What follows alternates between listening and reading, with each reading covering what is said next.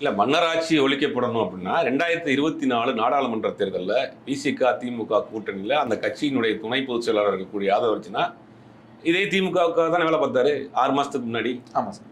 அப்போ ஒரு மன்னராட்சி தெரியலையா அவருக்கு? இவருக்கு அங்கே சீட் கேட்டாங்க, சீட் இல்லைங்கிற அந்த கோபம். 2021 தேர்தலில் பிகேவோட பிரசாந்த் கிஷோரோட சேர்ந்து திமுகவுக்கு சில வேலைகள் பார்த்தாரு. அதுக்காக ஓப்பனாக சொல்லணும்னா இவர் லாட்ரி பெர்மிஷன் கேட்டிருக்காரு திமுகவில். அது அவங்க மறுக்கப்பட்டதுனால அந்த கோபத்தில் தான் போய் திமுக எப்படி அழிச்சே தீருவேன் அப்படிங்கிற கோபத்தில் தான் ஒரு விசிகாக்குள்ளே இருந்து அதை வந்து கூட்டணிக்குள்ள ஒரு குழப்பத்தை ஏற்படுத்துகிற அந்த அஜெண்டாவோட தான் விசிகாவில் சேர்ந்துருக்காரு. இப்போ இவர் மன்னராட்சியை ஒழிக்கிறோம் அப்படின்னா 2024 நீங்கள் ஏன் போய் திமுகவில் சீட் கேட்டீங்க? இப்போ 6 மாதத்துக்கு முன்னாடி அந்த மன்னர் கட்சியில் போய் சீட் கேட்டீங்க. அப்போ உங்களுக்கு 6 மாதத்துக்கு முன்னாடி வரைக்கும் உங்களுக்கு மன்னராட்சி தெரியாது.